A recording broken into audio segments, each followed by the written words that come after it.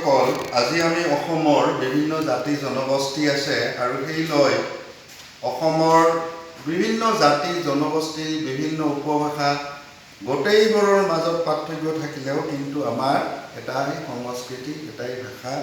গতিকে আমি আজি এটা পাঠ আলোচনা কৰিম অসমৰ জনগোষ্ঠীৰ গাঁথনি আৰু সংস্কৃতি। কোনে লিখিছে? আব্দুল ছাত্তাৰদেৱ। আমাৰ পাঠ আজি কি? অসমৰ জনগোষ্ঠীৰ গাঁথনি আৰু সংস্কৃতি। লিখিছে কোনে? আব্দুল ছাত্তাৰদেৱ। এতিয়া আমি আমাৰ অসমৰ জনগোষ্ঠীৰ গাঁথনি কি, সংস্কৃতি কি, সেই সম্পৰ্কে আমি আলোচনা কৰিম। বিভিন্ন আমাৰ গোটেই ৰাজ্যখনতে বিভিন্ন জাতি উপজাতি জনজাতি জনগোষ্ঠীৰে পৰিপূৰ্ণ। সেইদৰে আমাৰ সংস্কৃতিও বৈচিত্ৰ্যপূৰ্ণ, বাৰে বৰণীয়া, বিভিন্ন ধৰণৰ, তাৰ মাজতো কিন্তু আমাৰ একতা আছে। ইয়াৰ উপৰিও অসমত কি হৈছিল? ত্ৰয়োদশ শতিকাত হুংকং উপত্যকা আৰু চীন দেশৰ দক্ষিণ পশ্চিমৰ পৰা মংগোলীয় গোষ্ঠীৰ মানুহ অসমত আহিছিল। ইয়াৰ উপৰিও অসমত কি আছে? বিভিন্ন জনগোষ্ঠী জনজাতীয় লোক আছে। কছাৰী, চুতীয়া, কোচ, মেচ, ডিমাচা, দেউৰী, মিচিং, বড়ো, তিৱা, কাৰ্বি, ৰাভা ইত্যাদি ইত্যাদি বহু জনগোষ্ঠীৰ মানুহ ইয়াত আছে। ইয়াৰ উপৰিও অৰুণাচলৰ অন্তৰ্গত আছিল ওকা, দফলা, মিচিমি আদি জনগোষ্ঠীৰ মানুহো আছে। ইয়াৰ উপৰিও অসমৰ গাৰো, মিজ, খাচী, জয়ন্তীয়া, গাৰো পাহাৰ এইবোৰ কটা গ'ল, কিন্তু বহু মানুহ হয়তো অসমত থাকি গ'ল। এনেকৈ অসমৰ পৰাই আকৌ নিজৰ ভাষা সংস্কৃতি ৰক্ষা কৰি নগাভঙি, মিজোৰাম, অৰুণাচল, মেঘালয় এনেকৈ গোটেই অসমখনৰ পৰা ভাগ হৈ গ'ল। গোটেই মানুহবোৰ আমাৰ জনগোষ্ঠীৰ গাঁথনি চালে দেখা যায় যে সকলোবোৰেই আৰ্য নাছিল। অসমলৈ বহিৰাগত হৈ অহা মংগোলীয় গোষ্ঠীয়ে তেওঁলোকৰ নিজা ভাষা, ধৰ্ম, সামাজিক ৰীতি নীতি, আচাৰ ব্যৱহাৰ এটা সময়ত কি কৰিছিল? থলুৱা মানুহ লগ হৈ তেওঁলোকৰ এই আচাৰ নীতি ব্যৱহাৰবোৰৰো পৰিৱৰ্তন হৈছিল বা আমাৰ ভাষা গোষ্ঠীৰ আমাৰ কৃষ্টিৰ লগত তেওঁলোক মিলি একাকাৰ হ'ব লগা হৈছিল। অৱশ্যে তেওঁলোক যদিও প্ৰাচীন কালৰে পৰা আমাৰ হিন্দু তান্ত্ৰিক ধৰ্ম, বৌদ্ধ ধৰ্ম প্ৰচলন ইয়াত আছিল, তথাপিও যে আমাৰ দেখা গৈছে যে বিভিন্ন কৃষ্টি সংস্কৃতি এনেকুৱা আমাৰ নিজস্ব কৃষ্টি সংস্কৃতিসকলে বজাই ৰাখিব পাৰিছিল। আমাৰ জনজাতীয় যিবোৰ সংস্কৃতিত তাত ধৰ্মই বিশেষ স্থান লাভ কৰিছিল। মৌ বলি, নৰবলি পৰ্যন্ত দিয়া আছিল। গোটেই অসমখন এখন যাদু মন্ত্ৰৰ দেশ আছিল। ইয়াত নৰবলি মানুহ বলি দিছিল, মহ বলি দিছিল, চৰাই বলি দিছিল। এনেকুৱা বিভিন্ন মানে ধৰ্মৰ লগতে বিভিন্ন সংস্কৃতি আমি দেখা পাইছিলোঁ। ধৰ্মীয় আচাৰ আচৰণবোৰ পৰিৱৰ্তন কৰিব যোৱাতে এনেকুৱা হৈছিল। অসমৰ পুৰণি সাহিত্যৰ আমাৰ কিছুমান সম্বল আছে। অসমীয়া যে সাহিত্য হৈছে, অসমীয়া সাহিত্য যে ৰচনা হৈছে, ইয়াত বহুতো পুৰণি সম্বল আছে। এইবোৰক কি কোৱা হয়? পুৰণি সাহিত্যৰ সম্বল। সম্বল মানে কি? আমাৰ সাহিত্য কেনেকৈ হৈছে, কাৰ দ্বাৰা হৈছে। গতিকে পুৰণি সাহিত্যৰ সম্বল আমাৰ কি কি আছে আমি আলোচনা কৰিম। পুৰণি সাহিত্যৰ সম্বল আছে আমাৰ কি কি? যে এই সম্বলবোৰ কি হ'ল? অলিখিত গৰখীয়া নাম আছে, নিচুকনি গীত, নাও খেলোৱা গীত, বাৰমাহী গীত, আইনাম, বিয়ানাম, বনগীত, বিহুগীত, দেশ বিচাৰৰ গীত, মন্ত্ৰ সাহিত্য আৰু ডাকৰ বচন আদি বহুতো আছে। যেনেকৈ আমি গৰখীয়া নামবোৰ এনেকুৱা আমি পাওঁ যে গৰুৰ লগত বা শ্ৰীকৃষ্ণৰ এনেকুৱা বহুতো গীত আছে। কিছুমান আছে নিচুকনি গীত, আমি ল'ৰা ছোৱালী টোপনি যাব লাগে, কিবা কৰিব লাগে, এনেকুৱা আমাৰ গীতবোৰ শুনো যে আমাৰে মইনা টোপনি যাব, এনেকুৱা গীত আছে। নাও খেলাই যেতিয়া এনেকুৱা গীত আছে। 12 মাহৰ নাম লৈ গীত আছে, আইনাম আছে, বিয়ানাম আছে, এনেকৈ বিহু নাম, এনেকুৱা বহুত দেশ বিচাৰৰ গীত, মন্ত্ৰ সাহিত্য, ডাকৰ বচন এনেকুৱা আছে যে পৰ্বতত দিবা আলি ঘন ঘনকৈ দিবা আলি, পৰ্বতত ৰুবা হালি, তেওঁ যদি নহয় হালি, ডাকক তুমি পাৰিবা গালি। গতিকে ঘনকৈ আলি দি অসধাধ্য হালি ৰুলেও হ'ব বুলি আমাৰ ডাকৰ বচনত আছে। আৰু এইবোৰ আমাৰ যেতিয়া আমাৰ লিখিত ৰূপলৈ আহিল, তেতিয়া মূলৰ পৰা কিছুমান অলপ পৰিৱৰ্তন যদিও হৈছিল, আধুনিকতাৰ তাত প্ৰভাৱ পৰিছিল। মুঠতে এটা সময়ত অসমত কি আছিল? আৰ্য সংস্কৃতিতকৈ প্ৰাক আৰ্য সংস্কৃতি বেছি গুৰুত্বপূৰ্ণ আছিল। অতীতৰ বুৰঞ্জী আমি চাব নালাগে একালৰ বাসিন্দাসকলৰ মাজত যদি আমি দেখা পাওঁ পুৰণি সময়ত বা 13 শতিকাত আহোম মুছলমান ভাৰতৰ অন্য ৰাজ্যৰ লোকসকল ইয়ালৈ আহি নিগাজী কৰি থাকিবলৈ লৈছিল। ইয়াতে তেওঁলোকে হয়তো কোনোবাই যুদ্ধ কৰিব আহিলে, কোনোবাই কাম কৰিব আহিলে, কোনোবাই বেপাৰ বাণিজ্য কৰিব আহিলে, কোনোবাই ভ্ৰমণ কৰিব আহিলে, এনেকৈ ৰজাঘৰীয়া কোনোবাই ৰজাই মাতি আনিলে, এনেকৈ বিভিন্ন মানুহসকল আহিল আৰু আহি সেই সময়ত অসমৰ যিবোৰ সহজ সৰল কছাৰী চুতীয়া কোচ বড়ো আদি সকলো মানুহৰ লগত একেলগে থাকিবলৈ ধৰিলে, বসবাস কৰিবলৈ ধৰিলে, তেওঁলোকৰ নিজা ভাষা সংস্কৃতি ৰক্ষা কৰিলে আৰু আমাৰ দেশৰ বা আমাৰ অঞ্চলত আহি আমাৰো তেওঁলোকে এই অঞ্চলৰ মানুহৰ আচাৰ নীতি ধৰ্ম সংস্কৃতি আদি গ্ৰহণ কৰিলে। এনেকৈ দুয়ো পক্ষৰ মাজত কি হ'ল, দিয়া লোৱা নিয়ম হ'ল আৰু এই মানুহসকলৰ আগমনৰ আগত এটা পৰ্যায় আছিল আৰু পিছত এটা পৰ্যায় হ'ল। আগমনৰ আগত যে মানুহবোৰ যেতিয়া অসমত আহিছিল তেওঁলোক বেলেগ ভাষাৰ আছিল, তেওঁলোক কৃষ্টি সংস্কৃতি বেলেগ আছিল, পিন্ধন উৰণৰ কাপোৰ চাপোৰ বেলেগ আছিল। অসমত যেতিয়া বহুদিন থাকিল তেওঁলোকে কিছুমান অসমৰ মানুহ ৰীতি নীতি সংস্কৃতি তেওঁলোকৰ অট'মেটিক নজনাকৈ বা স্বতঃস্ফূৰ্তভাৱে তেওঁলোকৰ এইবোৰ সাজ সজ্জা অলংকাৰ খোৱা বোৱা আদিৰ এইবোৰ আহিলে। এইবোৰ কোনেও কাকো জোৰ কৰি বা জাপি দিয়া নাছিল, বুজিছানে? এনেকৈ কাকো জোৰ কৰি দিয়া নাই, কিন্তু স্বতঃস্ফূৰ্তভাৱে এইবোৰ একেলগে থাকি এনেকুৱা আহিল। ভাষাৰ ক্ষেত্ৰতো একেও, যদি আমাৰ ভাষা আমাৰ বিভিন্ন মানুহে বিভিন্ন ভাষা ক'ব পাৰে, কিন্তু আমাৰ থলুৱা অসমীয়া ভাষাত নানা শব্দমালাই ঠাই পালে বিভিন্ন মানুহ ভাষিক মানুহ আহিল অসমত আৰু অসমীয়া মানুহৰ লগত থাকিলে ইহঁতৰ সংস্কৃতি ভাষা এইবোৰ আমাৰ একেলগে থাকি কি হ'ল, তেওঁলোকৰ সংমিশ্ৰণ হ'ল। এনেকৈ ভাষা সংস্কৃতিটো এটা নজনাকৈ বা আমি নাভাবাকৈ এটা মাজত এটা কি হ'ল, সংমিশ্ৰণ হ'ল। সংমিশ্ৰণ হৈ সকলোৱে হয়তো নিজৰ ভাষা সংস্কৃতি ৰক্ষা কৰিলেও অসমীয়া ভাষাটো তেওঁলোকে মাতৃভাষা হিচাপে গ্ৰহণ কৰিলে। ভাৰতৰ সংবিধান স্বীকৃত ধৰ্ম নিৰপেক্ষ নীতি অঘোষিতভাৱে কোনোবা কালৰে পৰা অসম ৰাজ্যত বৰ্তি আছিল। ধৰ্ম পালন কৰিবলৈ যোৱাটোতহে নামঘৰ মছজিদ মন্দিৰ বৌদ্ধ বিহাৰ আদি অনুষ্ঠান প্ৰৱৰ্তন কৰা হৈছিল। কিন্তু আমাৰ এটা বৃহৎ সকলোৱে মিলি এটা কি হৈছিল, বৃহৎ অসমীয়া জাতি সৃষ্টি হৈছিল আৰু তাত কোনো কাৰো আপত্তিও নাছিল। এটা সংমিশ্ৰিত সংস্কৃতি সম্পন্ন জাতি হৈছিল। ইয়াক কোনেও নুই কৰিব নোৱাৰে বা ইয়াৰ মাজত কোনো সমালোচনা যুক্তি তৰ্ক দিলেও ইয়াত নাখাটিব। প্ৰশ্ন হয়, বিভিন্ন ধৰ্মাৱলম্বী আৰু বিভিন্ন ভাষাগোষ্ঠী থকা স্বত্বেও এই সকলোবোৰ কেনেকৈ অসমীয়া হৈছে?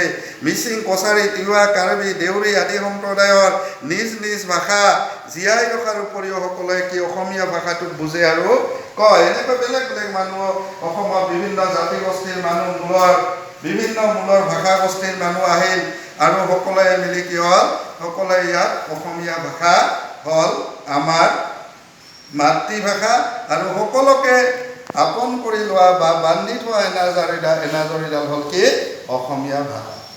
কিয় নহ'ব বা কেলেই নহ'ব? আমি সকলোৱে বুজি পাওঁ আমাৰ নিজা নিজা ভাষা খোৱা বোৱা সংস্কৃতি থাকিলেও আমি গোটেইবোৰ একেলগে মিলি এটা বৃহৎ অসমীয়া জাতি বা অসম আমাৰ ৰাজ্য আৰু অসমীয়া ভাষা ইয়াত প্ৰচলন হৈছিল। ভাষিক সংমিশ্ৰণৰ কাৰণে অসম ৰাজ্যত আহোমে আহোম ভাষাৰে, ব্ৰাহ্মণ ক্ষত্ৰিয় সংস্কৃতিৰ আৰু মুছলমানে আৰবী ভাষাৰে ইয়াত কথা নাপাতে। সকলোবোৰৰ মাতৃভাষা অসমীয়া আৰু সকলোৱে অসমীয়া ভাষাতেই কথা পাতে, বুজিছেনে? গতিকে এয়া আছিল যাহ যোৱাৰ নীতি। ইংৰাজীত ক'ব পাৰি কি প্ৰচেছ অফ এছিমিলেশ্যন, অৰ্থাৎ সমন্বয়ৰ প্ৰক্ৰিয়া। এইটো আছিল আমাৰ মাজত কি এটা সমন্বয় হৈছিল, ইয়াৰ মাজত কি হৈছিল এটা সমন্বয় হৈছিল যে ইয়াৰ মাজত আমি সকলোবোৰে মিলি গৈছিল। সকলো জাতি গোষ্ঠীৰ কিমান মানুহ আছে গোটেই মানুহবোৰে আমাৰ ইয়াত মিলি গৈছে। বিভিন্ন মানুহ আছে অসমত, সকলোৱে কিন্তু জানে যে আমাৰ এটাই মাতৃভাষা অসমীয়া আৰু আমি অসমীয়া ভাষা মানিব লাগে, ক'ব লাগে বা এইটো কোনেও কাকো জোৰ জবস্তি কৰি দিয়া নাছিল। সকলোৱে এই ভাষা মানি লৈছিল আৰু এইটো কোৱা হয় কি সমন্বয়ৰ প্ৰক্ৰিয়া। 19 শতিকাৰ পৰা 20 শতিকাৰ আগভাগলৈকে এক নতুন প্ৰজন্ম আৰম্ভ হ'ল। ব্ৰিটিছ আহি 92 সন্ধিৰ পিছত তেতিয়াই অসমৰ স্বাধীনতা অস্ত গ'ল। ব্ৰিটিছৰ লগে লগে অসম দেশত নতুন নতুন সংস্কৃতি সম্পন্ন লোক আহিল, মানুহ আহিল, কিছুমানে চাকৰি কৰিব আহিল, কোনোবাই আকৌ কাৰোবাক আনি কিবা কামত বহুৱালে, হয়তো কোনোবাই চাহ বাগিচাত কাম কৰিব আহিলে, কোনোবাই ব্যৱসায় কৰিব আহিলে। এনেকৈ অহাৰ পিছতো কিন্তু এটা ঘটনা হ'ল যে 1836 চনৰ পৰা 1843 চনলৈ 73 চনলৈকে অসমীয়া ঠাইত বঙলা ভাষা স্কুলীয়া শিক্ষাৰ মাধ্যম কৰিলে। দেশপ্ৰাণ অসমীয়াৰ যত্ন আৰু প্ৰচেষ্টা, অৱশ্যে এই অপচেষ্টা ইমানতে অন্ত পৰিল আৰু এদিনাখন অসমীয়া ভাষাৰ যিটো বেয়া দিন সেইটো গুচি গ'ল।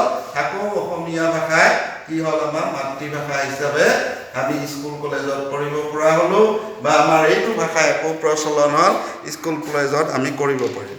ব্ৰিটিছ অহাৰ লগে লগে আমাৰ ইয়াত চাহ উদ্যোগ প্ৰতিষ্ঠা হ'ল। তাতে কাম কৰিবলৈ কিছুমান মানুহ আহিলে, কেৰাণী মুহুৰী আহিলে, কাম কৰিবলৈ বনোৱা আহিলে, চাহ বনোৱাসকল। কোনোবাই আহিলে বিহাৰৰ পৰা, কোনোবাই আহিলে উত্তৰ মধ্যপ্ৰদেশৰ পৰা, উৰিষ্যাৰ পৰা, উত্তৰ প্ৰদেশৰ পৰা। সেই মানুহসকল হ'ল কোন, যে চাওতাল, কুৰ্মী, মছহৰ, মুণ্ডা, তেলেংগা, হৌ, ভূমিজ, ওৰাং, তাঁতী, লোহা আদি যিসকল মানুহ চাহ উদ্যোগৰ লগত জড়িত, এই মানুহবোৰ আহিলে।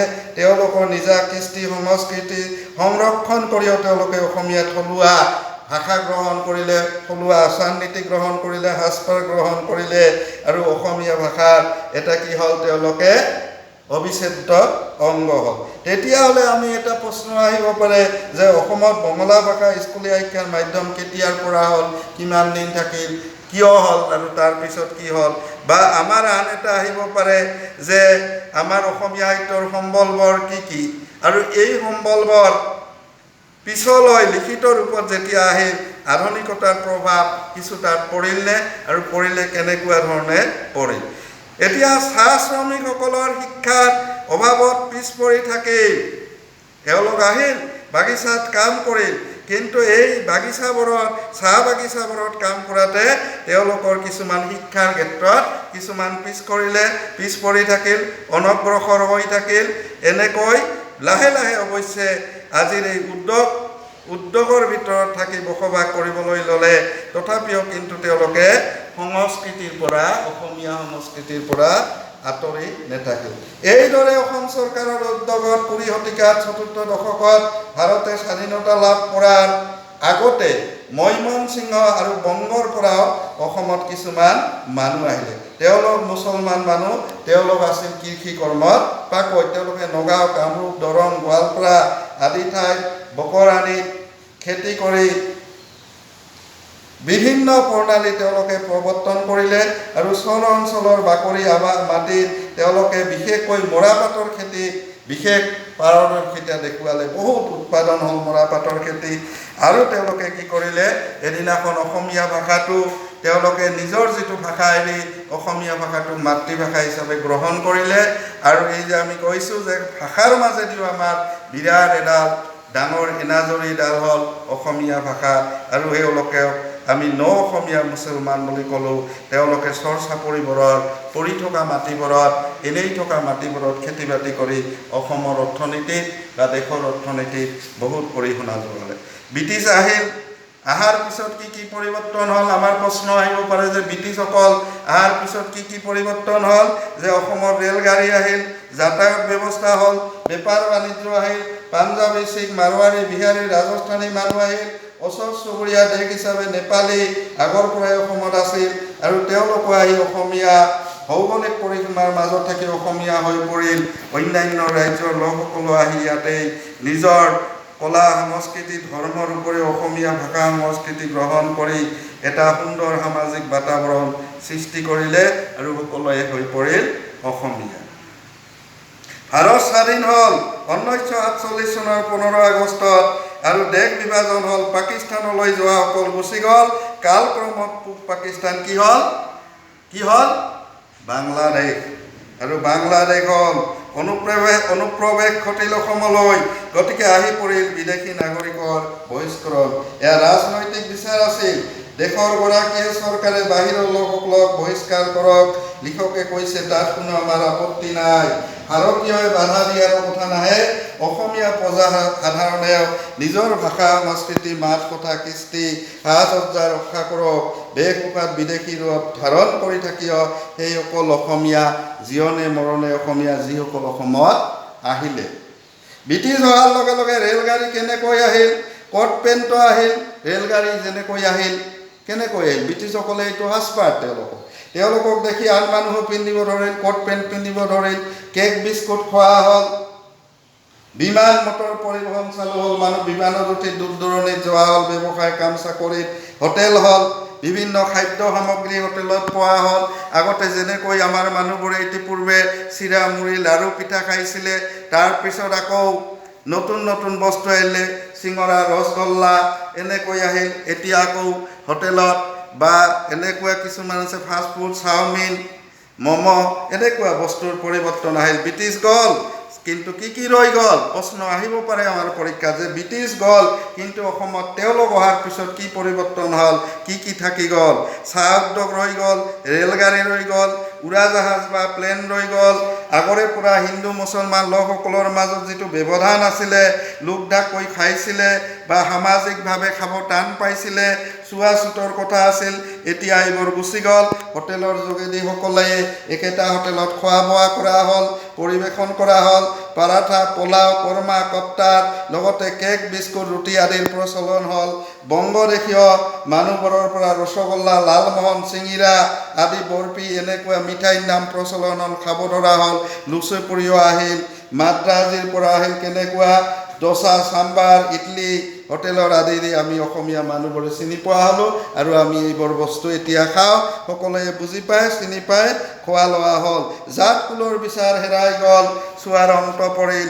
একেলগে সকলোৱে খোৱাৰ ব্যৱস্থা হ'ল ক্ৰমান্বয়ে কি হ'ল আমি বিয়া বাৰু যিকোনো সামাজিক কাজ কৰ্মত কোনো জাত পাতৰ বিচাৰ নকৰাকৈ আমি বৃহৎ অসমীয়া জাতি হিচাপে তাতে খোৱা বোৱা কৰা হ'লোঁ মৰা জীয়াৰ খবৰ লোৱা হ'লোঁ মৰা সৎকাৰত আমি জাত পাত বা ভেদাভেদ নকৰি সকলোৱে যাব ধৰিলোঁ আৰু এনেকৈ স্বতঃপ্ৰণোদিতভাৱে হোৱা এটা প্ৰক্ৰিয়া হ'ল এয়া হ'ল সংস্কৃতিৰ এয়া স্বাভাৱিক প্ৰক্ৰিয়া আৰু এইবিলাকক এতিয়া আগ খোলা বিচাৰেৰে ভাগ কৰিব নালাগে বেলেগ বেলেগ বিচাৰেৰে এইবোৰ ভাগ কৰিব নালাগে এটা বৃহৎ অসমীয়া জাতি গঠন হৈছে আৰু এই অসমীয়া জনসংখ্যাৰ ক্ষুদ্ৰতালৈ মনত ৰাখি অসমীয়াৰ মাজত জাগ হৈ থকা বিভিন্ন সম্প্ৰদায় জনগোষ্ঠীক যেন পৃথকীকৰণ কৰিবলৈ নাযাওঁ এই গোটেইবোৰক লৈহে কি হ'ব অসমীয়া সমাজ এইটো লিখকে কৈছে বা এইটো এটা উচিত কথাই ক'ব গ'লে কৈছে জাতীয় সংহতি সম্প্ৰীতি ৰক্ষাৰ কাৰণে সুসংহত সাংস্কৃতিক আমি যেন উৎখাত কৰিবলৈ নলওঁ অসমৰ বৈচিত্ৰ্যপূৰ্ণ জনগোষ্ঠীৰ গাঁথনিত অসমীয়া সংস্কৃতিৰ বৈশিষ্ট্য ৰক্ষা পৰিছে বা পৰিব আৰু এনেকুৱা এটা বৃহৎ অসমীয়া জাতি আজি বিশ্বত চিনাকি দিব পাৰিছে গতিকে আমি আজিলৈ ইয়াতে এৰিম তোমালোকে এই পাঠৰ যিবোৰ প্ৰশ্ন উত্তৰ আছে ঘৰত ভালকৈ লিখি লৈ আহিবা আৰু মোক দেখুৱাবা ভালকৈ পঢ়া শুনা কৰিবা আজিলৈ এৰিছোঁ